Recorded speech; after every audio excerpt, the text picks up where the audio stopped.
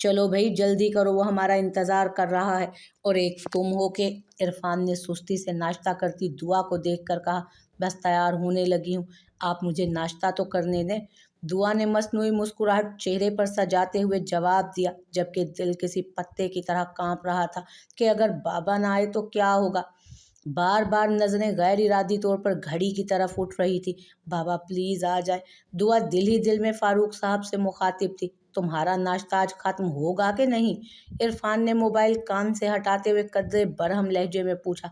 जा रही हूँ, इतना नाराज क्यों हो रहे हैं? दुआ ने अपने तासुरात को छुपाते हुए नरमी में जवाब दिया।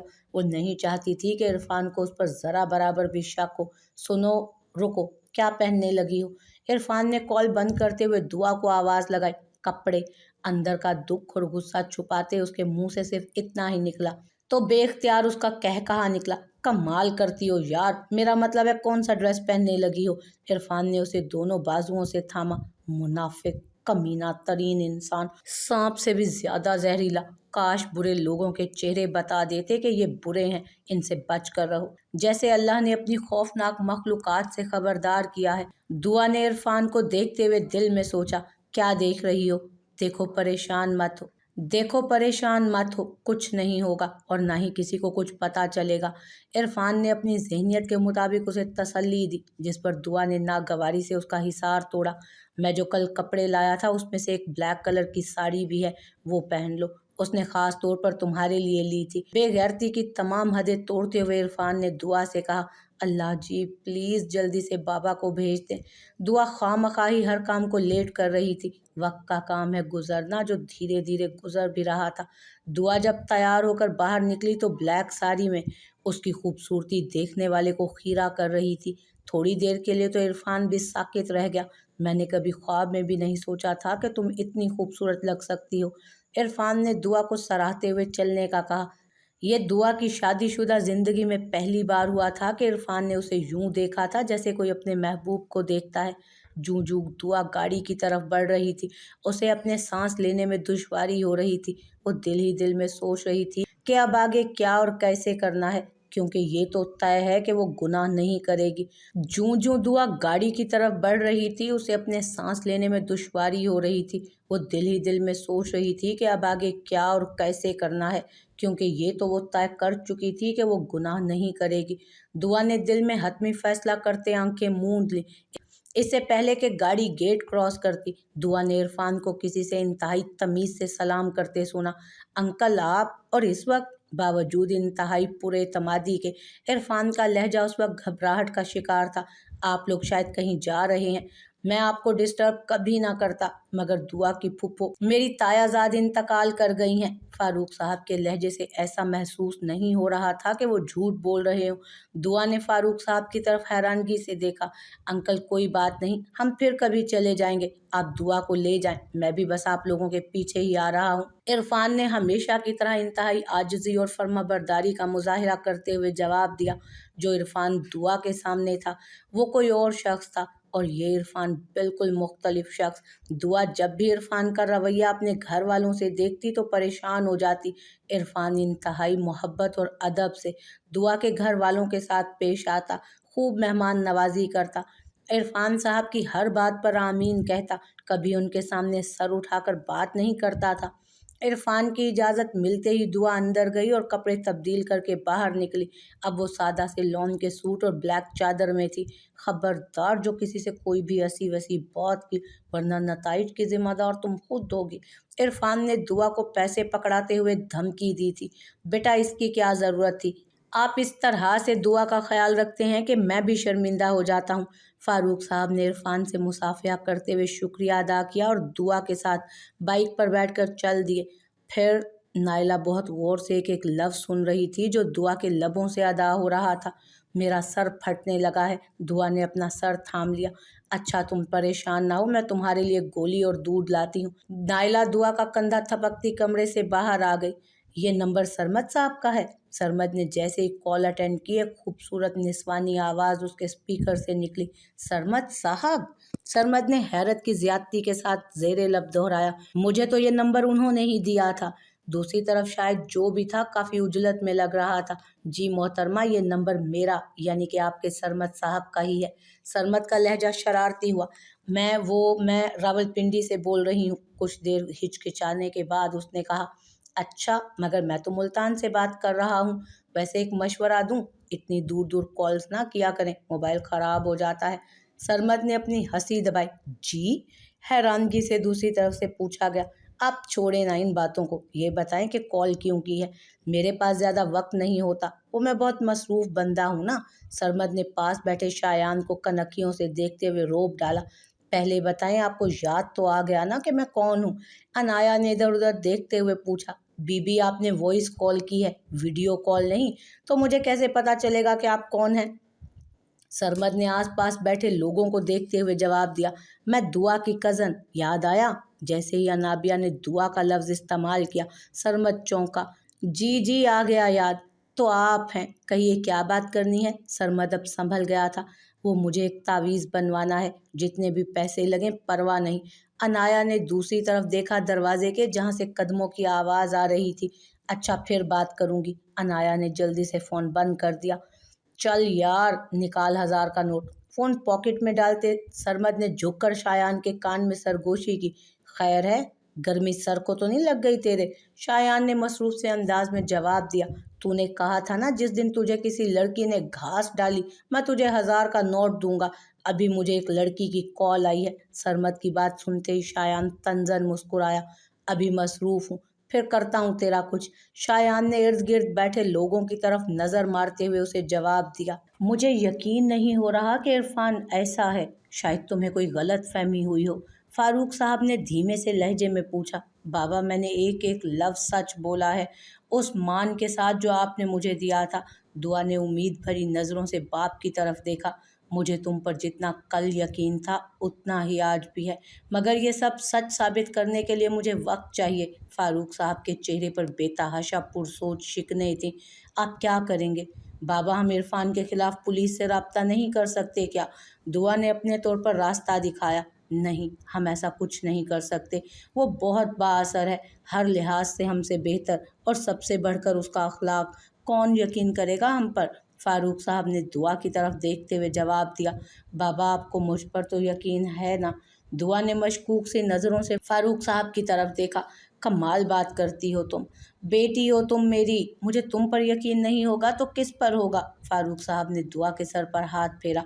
औरत खुद एक कमज़ोर मखलूक है, वो सिर्फ मर्द के सहारे राज करती है और इज्जत पाती है। फिर चाहे वो मर्द खावंद के रूप में हो, बेटे के, भाई के या फिर बाप के, उसे मुआशरे में जीने के लिए मर्द की ज़रूरत रहती ही रहती है। मगर सबसे खुशकिस्मत वो बेटी है जिसे बाप की मुकम्मल हिमायत मुयस्सर हो। मुझे फ़ख्र है कि मेरा बाप हर जगह और हर मामले में मुझे समझता है। अज़ीज़ तर मुझे रखता है वो रगे जान से। ये बात सच है कि मेरा बाप कम नहीं माँ से। दुआ ने दिल ही दिल में अल्लाह का शुक्र अदा किया कि उसे ऐसा बाप मिला है, वरना इरफान की बातों से वो बहुत मायूस हो चुकी थी। लाख इरफान अपने पैसे या अखलाक का जाल बुनता, मगर वो बाप की मोहब्बत का मुकाबला नहीं कर सकता था। अभी वो दोनों बातों में मसरूफ़ थे कि फ़ारूक साहब के मोबाइल पर इरफान की कॉल आने लगी। जी बेटा, फ़ारूक साहब ने उंगली के इशारे से दुआ को खामोश रहने का कहा। अंकल, वो मैं घर आया था मगर आप लोग घर पर नहीं थे। अज़रा पुप्पो ने बताया कि आप शायद शहर के बाहर गए हैं। इरफान ने बहुत फ़िक्रमंदी से पूछा। बेटा, असल में मेरी तायाज़ाद बहन पिंडी के नवाह में मौजूद गांव गोरखपुर में रहती थी। आज तो शायद हम वापस ना आ सकें। कल कुलखानी के बाद पूरी कोशिश होगी कि आ जाएं। फ़ारूक साहब ने समझदारी से जवाब दिया।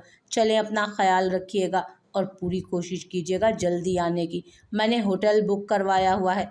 आपसे शायद दुआ ने जिक्र किया हो, हम लोग सैर के लिए कमराट जा रहे हैं। इरफान ने जानबूझकर होटल का लफ्ज़ इस्तेमाल किया ताकि जान सके कि फ़ारूक साहब को कुछ पता भी है या नहीं। नहीं, मुझसे तो दुआ ने किसी बात का जिक्र नहीं किया। वैसे भी वक्त नहीं मिला, अभी भी वो अंदर औरतों के साथ है जबकि मैं बाहर मर्दों में हूँ। फ़ारूक साहब के जवाब पर इरफान ने सुख का सांस लिया। बाबा, आप अभी भी उनसे इतने प्यार से बात कर रहे हैं? दुआ ने मुंह बनाया। जल्दी का काम शैतान का होता है, ذرا صبر سے کام لو اور مجھے سوچنے دو کہ کیا کرنا ہے۔ فی الحال تم آرام کرو، میں دیکھتا ہوں کہ کیا اور کیسے کرنا ہے۔ فاروق صاحب کہتے ہوئے اٹھ کھڑے ہوئے۔ اندلیب اپنی بہن کا خیال رکھنا، میں ذرا باہر سے ہو کر آتا ہوں۔ فاروق صاحب اپنی بھانجی کو کہتے باہر گاؤں میں نکل گئے۔ کچھ سمجھ نہیں آ رہی کہ کیا کروں۔ جب اس بات کا پتہ عذرا اور رخسانہ کو ہوگا تو وہ بہت ہنگامہ کریں گی۔ عرفان بھی اتنی آسانی سے طلاق تو نہیں دے گا۔ فاروق صاحب شدید پریشانی میں مکئی کی فصل کے پاس بیٹھے سوچ ہی رہے تھے کہ کسی نے ان کے کندھے پر ہاتھ آ کر رکھا۔ ماسٹر جی آپ؟ ایک غیر شناسا چہرہ فاروق صاحب کے سامنے تھا۔ برخوردار، میں نے پہچانا نہیں تمہیں۔ فاروق صاحب نے دھوپ سے بچنے کے لیے اپنی آنکھوں پر ہاتھ کا سایہ کیا۔ میں ہوں ماسٹر جی، رضوان، عنایت کا بیٹا۔ ابھی کچھ دن پہلے ہی تو اڈیالہ جیل سے رہا ہو کر آیا ہوں۔ اس لڑکے نے تعارف کروایا تو فاروق صاحب کے ذہن میں ایک جھمکا سا ہوا۔ جی فرمائیں، میں آپ کی کیا مدد کر سکتا ہوں؟ سرمد کے پوچھنے پر انابیہ تذبذب کا شکار ہوئی تھی۔ وہ دراصل میری ایک سہیلی کو کسی لڑکے سے محبت ہو گئی ہے تو وہ عنایہ اپنا نام نہیں لینا چاہتی تھی۔ تو کیا اس لڑکے کو بھی آپ کی سہیلی سے محبت ہے؟ سرمد بالکل اسی انداز میں سوال کر رہا تھا جس میں حاکم صاحب لوگوں سے پوچھا کرتے تھے۔ جی پتہ نہیں۔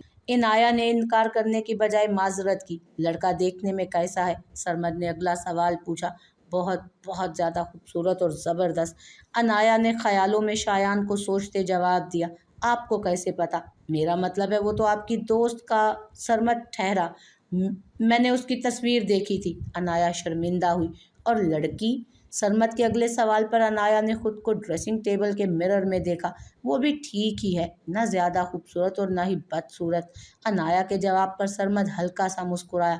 یعنی آپ جیسی ہے، معمولی شکل والی۔ سرمد نے اپنی ہنسی دبائی۔ زیادہ فالتو بولنے کی ضرورت نہیں ہے مسٹر۔ مجھے اپنی دوست کے لیے محبت کا تعویذ چاہیے تاکہ اس لڑکے کے دل میں بھی میری سہیلی کے لیے محبت پیدا ہو جائے۔ عنایہ کو سرمد پر غصہ آیا مگر وہ دبا گئی۔ تعویذ تو مل جائے گا، ہمارا تو کام ہی انہیں تعویذوں اور آپ جیسی ہستیوں سے چل رہا ہے، مگر پیسے تھوڑے زیادہ لگیں گے۔ سرمد کے آخری الفاظ اندر داخل ہوتے شایان نے بڑے غور سے سنے تھے۔ اچھا، میں آپ کا کام جلدی کرنے کی پوری کوشش کروں گا، سرمد نے کہتے ہوئے کال بند کی اور اپنے سامنے بیٹھے شایان کو دیکھ کر آنکھ ماری۔ یہ سب کیا ہے؟ شایان جو ابھی ابھی درگاہ کے مرکزی دفتر آیا تھا، سرمد کی غیر سنجیدہ حرکت پر پوچھنے لگا۔ دیکھ بھائی، تیری طرف آگے ہی میرے 1000 روپے نکلتے ہیں، اب مزید پنگا نہ لے، کہیں ایسا نہ ہو کہ تو میرا مقروض رہ جائے۔ سرمد کے جواب پر شایان نے فوراً اٹھ کر اس کا بازو مروڑا جس پر اس کی چیخ نکلی۔ پہلے میں تیرا جن نکال دوں پھر تیرے 1000 روپے بھی نکالتا ہوں۔ آخر تو میرا دوست ہے نا، تیرا حق مجھ پر سب سے زیادہ ہے اور سب سے پہلے بھی ہے۔ شایان نے اس کی کمر پر اپنا گھٹنا رکھا۔ تو کیسا دوست ہے؟ کتنے عرصے سے تیرے پاس حسیناؤں کا آنا جانا ہے، نہ تو نے خود کے بارے میں سوچا اور نہ مجھے سیٹ کر کے دی کوئی۔ اگر کوئی مچھلی اب خود ہی جال میں پھنس رہی ہے تو تجھے کیا تکلیف ہے بھائی؟ تیرے جیسے دوست کے ہوتے ہوئے جن کی کیا مجال جو میری طرف دیکھے۔ سرمد نے دہائی دی، رو مت، دوست پر ہاتھ اٹھانا میرے اصول کے خلاف ہے۔ شایان نے گھٹنے کا دباؤ مزید بڑھایا۔ تجھے اپنے آنے والے بچوں کی قسم ہاتھ اٹھا لے یا یہ گھٹنا، دونوں صورتوں میں ہی تو اپنے آدھے دوست سے ہاتھ دھو بیٹھے گا۔ سرمد کی بات سنتے ہی شایان نے اسے چھوڑ دیا۔ تجربے سے ثابت ہوا کہ ہر انسان کو اپنی اولاد بہت پیاری ہوتی ہے۔ تو نے بھی آج یہ بات ثابت کر دی، جس کی وجہ سے تو میری نظروں سے ایسے گرا ہے جیسے چھپکلی دیوار سے گرتی ہے۔ سرمد کی رونی شکل دیکھ کر شایان کا قہقہا نکلا تھا۔ یہ عورتوں کی طرح ذرا ذرا سی بات پر رونے نہ لگ جایا کر۔ میں صرف تجھے سمجھا رہا ہوں کہ کسی کی بہن بیٹی کو گمراہ نہیں کرتے۔ آگے ہی ہمارے معاشرے میں پیر بہت بدنام ہے۔ شایان سنجیدہ ہوا۔ او بھائی بس کر دے اور ہونے دے میری سیٹنگ۔ وہ اپنی دوست کے لیے محبت کا تعویذ مانگ رہی ہے، اور محبت کا تعویذ، محبت تو صرف اللہ ہی دلوں میں ڈال سکتا ہے نا۔ یہ تعویذ کے بس کی بات نہیں ہے، سدھر جا، لہٰذا گڑبڑ کی صورت میں ابا سے تو بیٹا واقف ہی ہے۔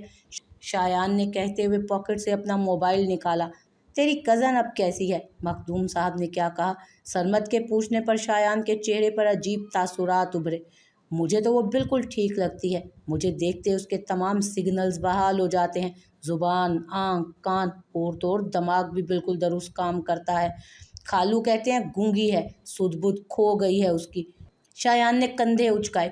तो तेरा बस भी सिर्फ मुझ पर ही चलता है, उसका जिन क्यों नहीं निकालता? सरमद ने तंज किया। उसका जिन जिन नहीं, चुड़ैल है, और मेरी फीमेल से नहीं बनती। शायान के जवाब पर सरमद ने अपनी हंसी दबाई और इंतहाई संजीदगी से शायान को देखा। मेरी फीमेल से बहुत बनती है, मैं निकाल दूं चुड़ैल? सरमद कहते ही रुका नहीं, बाहर निकल गया। तेरी तो। शायान कुर्सी से उठा मगर उसके पीछे भागा नहीं। यार मैं बहुत परेशान हूँ, अगर हो सके तो मेरा एक काम कर दो, मैं सारी ज़िंदगी एहसानमंद रहूँगा तुम्हारा। फारूक साहब ने इनायत से मिन्नत भरे लहजे में कहा। मास्टर जी, आपने मेरे सारे बच्चों को पढ़ाया है, आपका हम पर हक है। मैं तो बहुत खुश हूँ कि आप मेरे पास किसी काम से आए। क्या कोई बंदा शंदा फड़काना है? इनायत ने मुस्कुराते हुए सरगोशी की। नहीं नहीं। इनायत की बात से फारूक साहब के माथे पर पसीने आने लगे। ऐसा कुछ नहीं है, बस एक बंदे के बारे में थोड़ी सी मालूमात चाहिए। फारूक साहब ने बमुश्किल अपने आप को नॉर्मल रखते हुए जवाब दिया। देखो मास्टर जी, अगर आप सच बताओगे तो हम उसी हिसाब से आपकी मदद करेंगे। इनायत ने कंधे पर हाथ रखते उन्हें तसल्ली दी। फारूक साहब ने एक लंबा सांस खींचा और मुख्तसरन हाले दिल बयान कर दिया, जिसे सुनकर इनायत बिल्कुल खामोश हो गया। क्यों, क्या हुआ? इनायत, मैंने पहले ही कहा था कि काम मुश्किल है, उसका काफ़ी असर रसूख है। फारूक साहब मायूस हुए। मास्टर जी, मैं डरा बिल्कुल नहीं, सोच रहा हूँ कि उस जैसे घटिया इंसान की मुखबरी करने की बजाय क्यों ना उसका 40वां ही कर दिया जाए। इनायत के चेहरे पर गुस्सा था। यार मारना नहीं है, बस मुझे अपनी बेटी आज़ाद करानी है। फारूक साहब ने इनायत की तरफ देखते हुए जवाब दिया। देख मास्टर, तू भी मेरी तरह जद्दी पुश्ती इसी गांव का रहने वाला है। ये बात और है कि तू रिटायरमेंट के बाद शहर चला गया, मगर हम दोनों के बाप दादा एक ही थे। तेरी बेटी समझ मेरी बेटी। अब मैं जो भी करूँगा तो इसमें नहीं बोलेगा और ना ही तेरा नाम आएगा। मुझे ऐसे लोगों से निपटना बहुत खूब आता है। हमारा तो जेल आना जाना लगा ही रहता है। अभी रिजवान आया है, हम इन चीज़ों से नहीं डरते। अब तू बेफिक्र होकर घर जा और बेटी का ख्याल रख, बाकी हम पर छोड़ दे। इनायत के कहने पर फारूक साहब को कुछ सुकून मिला। वो पैसे। फारूक साहब ने इतना ही कहा था कि इनायत ने गुस्से से रिजवान को आवाज़ दी। मास्टर जी को इनके घर छोड़कर आ, गर्मी की वजह से बहकी बहकी बातें कर रहे हैं। रिजवान के आते ही इनायत ने उसे हुक्म दिया और खुद मुंह मोड़कर हुक्का पीने लगा। चलो शुक्र है कि इनायत ने अपनी गुंडागर्दी के जोर पर इरफान से तुम्हें तलाक दिलवा दी। नाइला ने सुख का सांस लेते हुए कहा। अरे इतने आराम से थोड़ा ही सब कुछ हुआ था, अच्छा खासा फिल्मी सीन था। चचा इनायत ने इरफान को अगवा किया, फिर उसके मुंह से इकरार करवाते हुए वीडियो बनाई, फिर खूब पिटाई की, तब कहीं जाकर तलाक हुई। सुनने में आया था कि 1 महीने तक वह अस्पताल में दाखिल रहा। दुआ एकदम खुशी से बोलने लगी, जिसे देखकर नाइला को सुकून मिला। तुम्हें इतना ज़्यादा डिप्रेशन नहीं लेना चाहिए था, तुम यहाँ चली आती मेरे पास। नाइला ने उसे प्यार से अपने साथ लगाया। कैसे आ जाती? और डिप्रेशन मैंने लिया नहीं था, बल्कि मुझे दिया गया था। एक तो बुरी यादें, दूसरा हर वक्त उन दोनों की बातें। ऐसा लगता था जैसे मैंने कोई बहुत बड़ा गुनाह किया है।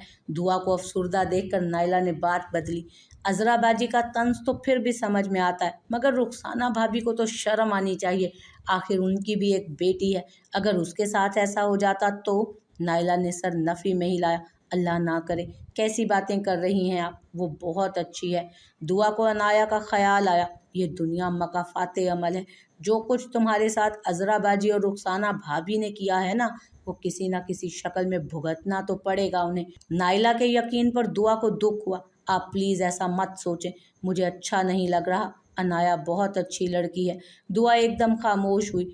तुम अच्छी लड़की नहीं हो क्या फिर? तुम्हारे साथ भी तो ऐसा ही हुआ है ना। बात अच्छे बुरे की नहीं, खैर दफ़ा करो। नाइला ने जानबूझकर अपनी बात मुकम्मल नहीं की। हम ऐसा करते हैं कि फ़ारूक भाई को वापस भेज देते हैं और तुम्हें यहीं रख लेते हैं। कैसा? नाइला ने मुस्कुराते हुए दुआ की तरफ देखा। नहीं, मैं बाबा के साथ ही वापस जाऊंगी, मुझे अकेले डर लगता है। दुआ ने फ़ौरन गर्दन ना में हिलाई। चुप करो, खबरदार जो अब तुम मुझसे दूर जाने की बातें भी करने लगी तो। नाइला ने उसे घूरते हुए डांटा। मगर दुआ ने बोलना चाहा, तभी दरवाजे पर दस्तक हुई। मगर दुआ ने कुछ बोलना चाहा, तभी दरवाजे पर दस्तक हुई। अरे शायान, तुम कब से इतने मुहज्जिब हो गए? نائلہ نے اس کے دستک دینے پر چوٹ کی، جبکہ دعا نے اسے دیکھتے ہی منہ پھیر لیا۔ جب سے آپ غیر مہذب ہوئی ہیں، یہ کیا طریقہ ہے؟ میرے ہی گھر میں مجھے ہی کوئی لفٹ نہیں۔ شایان چلتا ہوا نائلہ کے قریب بیڈ کے ساتھ آ کر کھڑا ہو گیا۔ شایان، تمہیں یاد ہے نا، ہم سب بچپن میں دعا کو پونیا کہتے تھے۔ نائلہ کی بات پر دعا نے انہیں گھور کر دیکھا، جبکہ شایان کندھے اچکاتا نائلہ کے ساتھ ہی بیٹھ گیا۔ مجھے کیا پتا، میں اس وقت شاید پیدا بھی نہیں ہوا تھا۔ شایان کے جواب پر نائلہ کے ساتھ ساتھ دعا نے بھی اسے حیرت سے دیکھا، جو شریر سا مسکرا رہا تھا۔